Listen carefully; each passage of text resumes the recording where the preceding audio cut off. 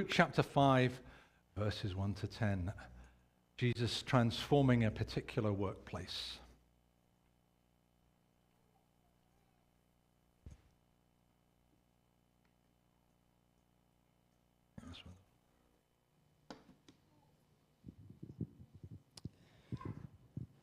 Luke chapter 5, the first 11 verses. One day, as Jesus was standing by the lake of Gennesaret, or that is the Sea of Galilee, with the people crowding around him and listening to the word of God, he saw at the water's edge 2 boats, left there by the fishermen who were washing their nets. He got into one of the boats, the one belonging to Simon, and asked him to put out a little from shore. Then he sat down and taught the people from the boat. When he had finished speaking, he said to Simon, "Put out into the deep water and let down the nets for a catch." And Simon answered, "Master, we've worked hard all night and haven't caught anything, but because you say so, I will let down the nets." When they had done so, they caught such a large number of fish that their nets began to break. So they signalled to their partners in the other boat to come and help them, and they came and filled both boats so full that they began to sink. When Simon Peter saw this, he fell at Jesus' knees and said, "Go away from me, Lord, I am a sinful man." For he and all his companions were astonished at the catch of fish they had taken, and so were James and John, the sons of Zebedee, Simon's partners. Then Jesus said to Simon, "Don't be afraid. From now on you will catch men." So they pulled their boats up on the shore, left everything, and followed him.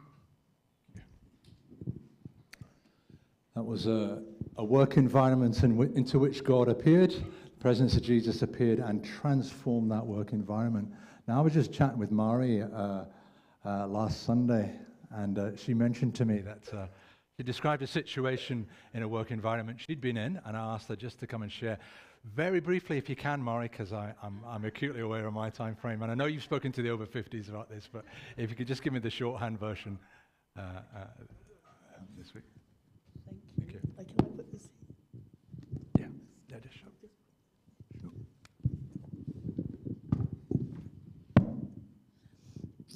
I really just want to encourage anyone who's in between jobs or having to start again or finding their job really struggling, a struggling place, because God can transform all that and make your life joyful and in your workplace. And I can tell you it's true.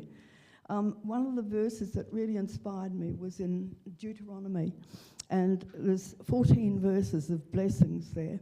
But it starts off, "Now it shall come to pass, if you diligently obey the voice of the Lord your God, to observe carefully all his commandments, which I command you today, that the Lord your God will set you high above all nations of the earth, and all these blessings shall come upon you and overtake you, because that you obey the voice of the Lord your God." And that's the secret of it. It's really seeking God powerfully, I think, because I was in a position when I came from New Zealand that I was broken down, terribly discouraged, having to start a whole new life on my own and have a job that would keep me. And I really just had to cling to the Lord, and I was pretty good at praying in those days. I was diligent, but it was more than that. It was the need. I absolutely needed to be with the Lord and draw from his strength. So, just here's my notes. I've got dot points. This is it. It's fast now. So, I started walking and praying as soon as I came here, an hour a day. I'd go out in the morning, I would storm the heavens, and if I thought I was being observed, I would go out at night when everyone's turned their television on and do my walking, and because I got louder and louder, and I used to sing and try and sing praise and worship to God as long as I could. And then I would burst into fervent prayer because I was desperate. I was. Anyway, the moment I got here, God managed to get me a job. So I sewed costumes as a hobby. And all my work experience was out of date terribly when I came to Australia. So I couldn't teach. I couldn't go into accounts work. Everyone in Australia was on computers by then. In New Zealand, they hadn't been. And sorry, we were only a couple of years behind. Anyway, so my daughter was in the Australian Ballet, and she wore something that I made for her, and the wardrobe mistress said, "Who made that? Where did that come from?" And she said, "My mother made it." And she said, "Well, if she ever wants a job, tell her to come and see me." Well, I was in New Zealand then, but when I came here, I had a job waiting for me only for 12 months, a part-time, like a temporary job. They were doing a new production. So I went there, and I had a lovely time because I loved costumes and I loved the, theatre and all of that. But it was only a temporary measure. But I did manage to find my feet spiritually a lot then. I found a good church who were very word-based, and it was filling my inner man with hope and faith in God again. And my inner woman, I mean. Anyway, so then I had to get a proper job, another job, and the people in the workroom discovered that I was very, very keen on a certain bridal designer because I'd seen all these things in magazines and I'd done bridal gowns as hobbies after making costumes. So they made me apply for this job, which I had never worked in retail, and I was too scared to even work on a church cake stall. At that point, I had no confidence in myself whatsoever. And I certainly didn't like facing the public and trying to sell anything. That was the end of the world for me. Last job I would have ever wanted. And this job was called customer service. I thought, well, I like to serve people. I didn't even think of it being an out-the-front job. I thought it was something like doing fittings or, making something. Anyway... But I was persuaded to go for this job, and God told me, go and look seriously. I knew I had to go and buy a really good outfit to wear to the interview. Now, I lived out of op shops up to that point for a number of years. So this was revolutionary. I bought the best thing I could find, but I had no idea whether it was current, up-to-date, or fabulous. But the result of that was they offered me the job of starting a new Mother of the Bride store, which I actually refused because I didn't think I could. I knew that wasn't what I was there for. I knew I didn't know enough about that field. So in the end, I ended up working in their bridal section as a casual, working odd jobs here, there and everywhere. And I had to learn to work out the front and to sell dresses, sell things. Because that was a job that I knew that I was meant to be in, because I was listening to God. And I loved it. I absolutely loved it. I couldn't believe it. I didn't love the selling at first, but I got used to it and I loved it. And then within 4 months, they gave me a store to manage because there was a restructuring of the company. 4 months. Only 4 months experience in retail, and I'm managing a top-notch in fashion sort of store, bridal. Anyway, the first 5 years of that was quite hard because they did a lot of restructuring and moving and changing. And the people who were managing me, it was considered that the clearance store, which it was called then, was just nothing. So they didn't manage, the top management team didn't actually they just sort of tried to make a bit of money out of selling the samples and whatever. And so they weren't listening to me when I would ask them, could we do this or could we do that? Would it be possible? So no, I was just getting no. And their idea of making money was cut all costs, chop everything, just make something out of you know what I mean? They wouldn't add or enhance anything to make it. And the samples were in bad condition when they came off, when they'd been used as samples to try on for ages. And I wanted to renovate them. I wanted to clean them, renovate them, And they had the means of doing it. They said, no, let people buy them cheap and they can take them to their own dressmaker, you see. So that was how it was. Well, I got sick of this, and after a while I started writing to the owner of the business. I'd say, if we did this and if we did that. But it was because of my prayer life, because I was getting these strong urges that I wasn't, and I'd think, oh, no, that's just me, and then I'd know it was God. You know what I mean? When something comes to you all the time. So then they said, I said, one of the things I'd like to do is select my own staff, because I wasn't happy with the sort of people they were sending me. They were just not, it wasn't conducive to a happy workplace. And I didn't think I'd be allowed. And in the end, they said, well, get your own staff then. And so I did. So I prayed, Lord, what'll I do? Because I needed someone next week. And I had the name of this girl in my mind from church. And I knew she was a wonderful, she was a heavy prayer. You know, you could tell she was really into God. And she had a young family, and I didn't know she worked or if she'd ever worked or what. So I diligently, in the end, said, okay, Lord, if you want me to ring her, I'll ring her. And I rang her and I said, Lil, this is strange, but are you by any chance looking for a part-time job? She said, who told you? And then I said, have you ever worked in retail?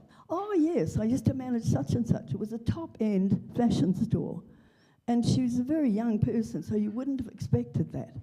So I said, thank you, Lil, come and work with me, you know. And she did. And we were just, it was our hearts were together for the Lord. You know what I mean? And we didn't want to just be doing something glamorous. We wanted to be doing something lovely for people. But it wasn't really like that. It was just that when you get, it's not the same as serving in a mission field or doing something wonderful like Tari gets to do. But to make a difference in the world, it doesn't have to be huge. It can just be in that place, and people recognise there's something special about you. All the people in that whole company knew that we were avid Christians, and they at first were really wary of us, but when they saw what results we were getting, they started to take notice. And 8 years later, we got a lot of young girls from church and trained them to be our, and so we, in the end, as we grew in the company, it grew hugely, 8 times multiplied in the next 8 years. When we had a Christian staff, when we were a beautiful, happy workplace, loving each other, working hard, serving the customers to the best of our abilities, and what's more, at one point, the owner of the business said to the management team, she was sick of getting my letters saying, if we did this, maybe we should do that, could we do this, maybe. She said, just let her do what she likes and see what happens. Well, that was when the progress started, and we multiplied 8 times in the next 8 years, the intake of that company, 800%. And so I'm telling you, if you've got a beautiful Christian workplace, that's fabulous. And if you haven't, well, your little corner can be success like that. I know it can, because it happens. Brilliant. God is faithful. Thank you. Give her a round of applause. That's brilliant. Oh, I forgot to tell you. Can I read this? At the end of my time there, I was retiring, and they gave me this plaque. Now, they've never given anyone, ever, before or after, a plaque while I'm leaving. Can I read a little bit of it? It says, Tamari, an appreciation and recognition of your significant contribution to the company over the last 15 years. Over this period, you've been instrumental in the very successful evolution of the factory outlet stream of the business from its small origins to now a vital aspect of the MH retail business. This has been due to your dedication, skill, and tenacious commitment to quality standards in all facets of the process. We appreciate your enthusiastic and energetic pursuit of excellence, customer service, and attention to market demand to provide the optimum product range. The many satisfied customers over the years to whose special event you've led your support would no doubt concur with this. But the fact is, that was the God factor that made the difference. It was that, and they knew that because they knew who we were. We made no secret of the fact that we were believing Christians, and they knew, and they thought we were weird at first, and then they all stood in awe of us. So thank you, Lord. Awesome, thank you. Thank you. That's brilliant, Mari, and you hear what she said there. She talked about the presence of God wherever you are, in your workplace, doing the right thing, trying to honor God in that place, and God actually cares about that stuff. And so that's why we've done this today. Hey, look, it's 11:10. I'm not going to preach this morning. Everyone say amen. But what I would say is this. Simply as you go into your week, whatever that week involves, I'm guessing not listening to people. Got a uniform on. I used to have one of these. My granddad was a station master. Whatever it is, know that God is with you. He's present with you. And you carry with you the presence of Christ. You are a steward. You are an ambassador. You are someone who is salt and who is light, who is called to make a difference wherever you are and to transform the workplace where you are, just as Mari did, just as we read in that story about Peter and the transformation of the fish. That he just ran out of his own resources, did Peter, and he discovered that God was bigger still. And whatever it is you're doing, God can be with you and can change it. And look, it's not always easy. I don't know about you, but I did a job for 3 years in the civil service. Actually, just before that, a couple of years before that, part-time job while I was still at school working for Woolies. It was Safeway back then in the UK. And 3 years working in the civil service. It was, I think what the phrase we used to use was boring as bats droppings. I don't know why bats droppings are boring, but it was very, very, very boring. Mind-numbingly so, and some of the people weren't very pleasant. But just 1 or 2 moments during that 3 years transformed it for me, where one of my colleagues became a Christian, where a little bit of things changed in that environment. And so, you know, it might be some hard graft. I mean, Mari's given you a conflated version there of her story, and there were many years, I'm sure, that were tough going for her. But let's believe that God has called us wherever we are, into wherever we are going into this week. This is not just about us being spiritual here. It is actually about a transformation to be the people of God. And we'll talk more about that next week. But we are going to close with a song. So can the band come up and we'll